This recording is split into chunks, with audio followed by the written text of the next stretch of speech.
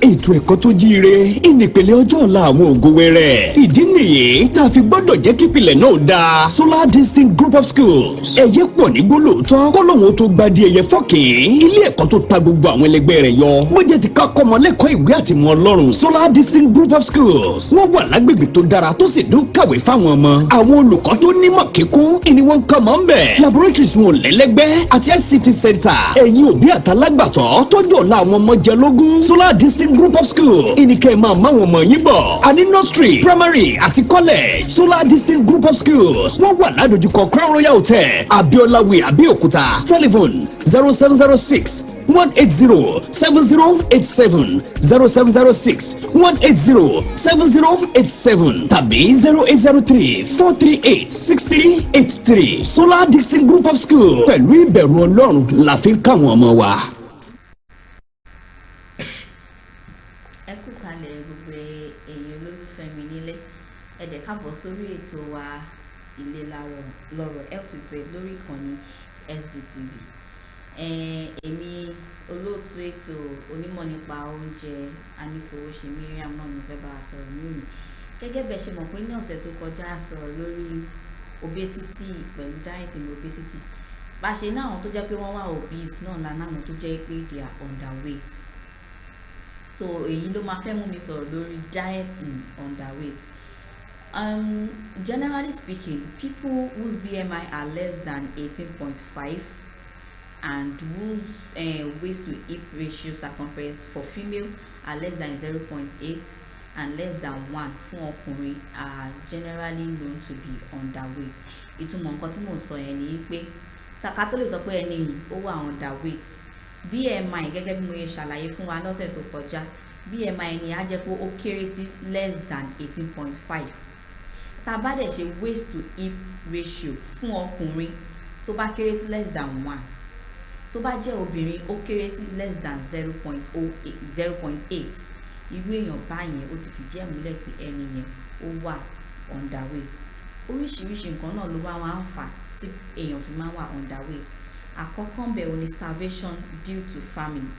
Bóyá ìyàn ó mú ní àdúgbò yẹn tàbí ìlú yẹn ní àsìkò yẹn tí àwọn èèyàn ò rí access sí oúnjẹ, ó ṣeé ṣe kí irú èèyàn ó ṣeé ṣe kó fà á kí àwọn èèyàn tó bá wà ní ìlú báyẹn kí wọ́n wà underweight. Ìkejì ni pé inadequate diet in protein tàbí PEM, protein energy malnutrition. Bóyá àwọn míì wọ́n kàn jẹun oúnjẹ tó kàn jẹ bóyá carbohydrate only nìkan ni wọ́n jẹ, kò sí protein nínú ẹ̀, kò sí nǹkan míì nínú ẹ̀, they are just eating mainly carbohydrate. Ó ṣeé ṣe kí irú àwọn èèyàn báyẹn náà kí wọ́n wà underweight.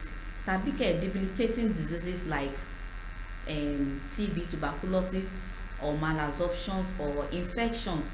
Ìtumọ̀ yẹn ni pé bóyá téèyàn bá ní àwọn underlying disease kọ̀ọ̀kan bíi tuberculosis, bíi difficulty in swallowing, bóyá ọ̀fun dùn ẹni yẹn tàbí ẹni yẹn ó ní àwọn infections kọ̀ọ̀kan tí ó jẹ́ kẹ́ni yẹn ní appetite, ó ṣeé ṣe kí irú èèyàn báyẹn kí ó wà underweight.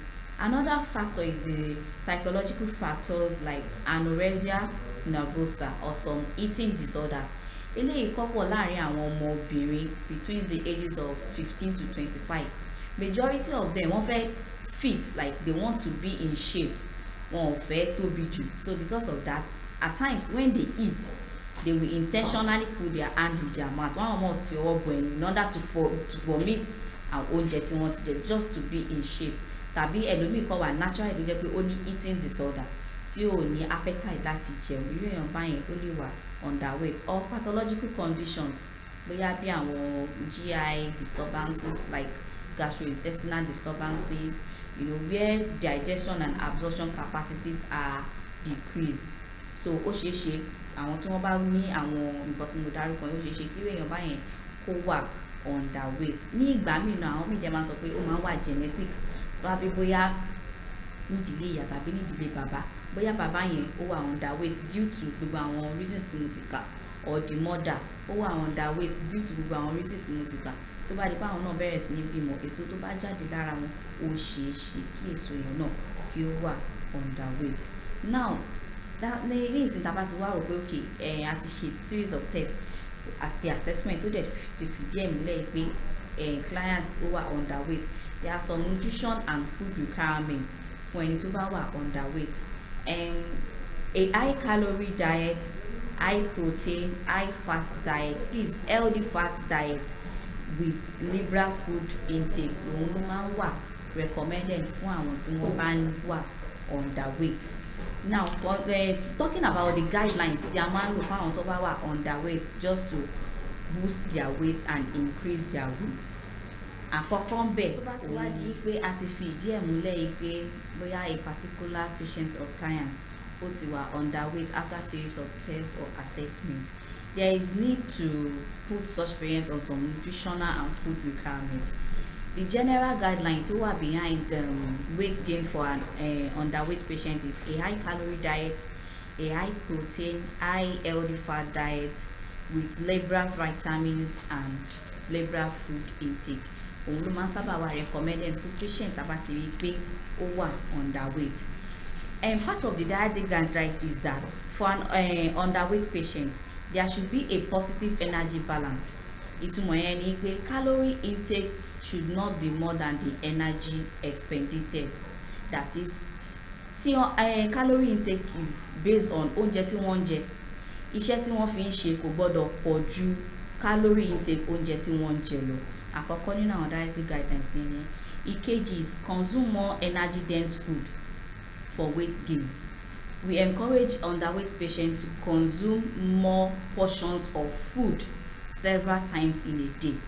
In fact, most times they can eat more than 6 times, they can eat more than 7. At times, in severe cases, underweight patients can eat up to 8 times in a day. What we encourage them is that they should include energy giving food, some energy dense food nínú oúnjẹ wọn, like bread, white bread, like rice, like potatoes, like pasta, because àwọn oúnjẹ yẹn they have high calorie intake, so yẹn máa encourage them to boost weight gain. Another thing is they consume more regular meals and should eat at least 3 major meals and healthy snacks in between. Gẹ́gẹ́ bí mo sọ lẹ́ẹ̀kan yín pé àǹfààní wà fún ẹni tó bá wà underweight in order to boost their weight to eat more than 3 times in a day, including healthy snacks. Now, ibi tí confusion ti máa wá fáwọn mi nìyẹn tá bá sọ pé including healthy snacks, some people will fall back by eating junk foods. Ẹlòmíì máa bẹ̀rẹ̀ sí ní mu coke, ẹlòmíì máa bẹ̀rẹ̀ sí ní jẹ biscuits, ẹlòmíì máa bẹ̀rẹ̀ sí ní jẹ all kind of junk food. What we mean by healthy snacks are vegetables and fruits. Although there are some healthy snacks too, like biscuits, àwọn less salty biscuits like the crackers that they can use as in between meals. Bóyá tí wọ́n bá jí láàárọ̀ lẹ́yìn tó bá mu mi, iṣẹ́ tó mi yẹn fẹ́ ṣe gbogbo oúnjẹ tí wọ́n jẹ lálẹ́ àná tó fẹ́ dá wàhálà lẹ́sà àgbàrá àbàwọn flush it out, they can take fruits. Most times a máa ń ṣe àṣìṣe tá bá jẹ oúnjẹ tán la máa ń gbé èso lé, and it's not supposed to be. Is it that kó jẹ́ pé a ti kọ́kọ́ jẹ èso yẹn, a dẹ̀ ti fún èso yẹn láàyè láti ṣiṣẹ́ kó tó di pé a jẹun, tàbí lẹ́yìn tá a jẹun tán a jẹ́ kó oúnjẹ yẹn náà ó digest kó tó di pé a gbé èso lé lórí. So after breakfast kó tó di pé wọ́n jẹ oúnjẹ ọ̀sán, they can snack on fruits or vegetables again kó tó di pé wọ́n jẹ oúnjẹ ọ̀sán. Lẹ́yìn tó bá tún jẹ oúnjẹ ọ̀sán yẹn kó tó di pé wọ́n jẹ oúnjẹ alẹ́, they can snack on fruits, vegetables or healthy snacks like biscuits again kó tó di pé wọ́n jẹ oúnjẹ alẹ́. Lẹ́yìn tó bá tún jẹ oúnjẹ alẹ́ wọn gan tán, àyè ṣì wà fún wọn tẹ́bí bá ń pa wọ́n tó fẹ́ jẹ oúnjẹ sí to take another small portion of food. Tí n bá ní kí n bẹ̀rẹ̀ sí ní castet mo ti dárúkọ yẹn á máa tó 6 or 7 times in a day. So that is one of the way we encourage them to take to increase their portion sizes in a day just to boost their weight gain. Then serving portions should be increased moderately. Ìtumọ̀ yẹn ni pé oúnjẹ tí wọ́n máa jẹ ní ìjókòó ẹ̀kan a máa ń fi kún, a máa increase it just to boost their weight gain. Then we encourage them to practice diet diversification. Ìtumọ̀ yẹn ni pé kó má kọ̀ restrict ara wọn sí a particular type of food. Kó má jẹ́ pé àbóyá èèyàn bóyá underweight patient kó má tó jẹ́ pé ẹ̀bà nìkan ni oúnjẹ tó like. So we don't restrict them pé ẹ̀bà yẹn nìkan ni kí wọ́n máa jẹ. We encourage them to practice diet diversification. We encourage them to practice new recipes kí àwọn náà tún try àwọn oúnjẹ míì tí wọ́n fi pé àwọn lè jẹ. And that is where the food ideology it comes in, the likes and dislikes of a client. When we want to encourage an underweight patient to eat, a gbọ́dọ̀ consider oúnjẹ tí ẹni yìí tó fẹ́ràn jù, oúnjẹ tó rọrùn fún ẹni yìí láti sè, oúnjẹ tó rọrùn fún ẹni láti tètè ní access sí. We don't just plan meal for an underweight patient that okay, oh yeah, go and eat this, go and eat that, without putting those factors into consideration. So we encourage them to practice diet diversification. When they eat, they should practice fortification also. Fún àpẹẹrẹ, tí wọ́n bá fẹ́ jẹ rice. In fact, on a general note, we don't encourage people to just eat rice only.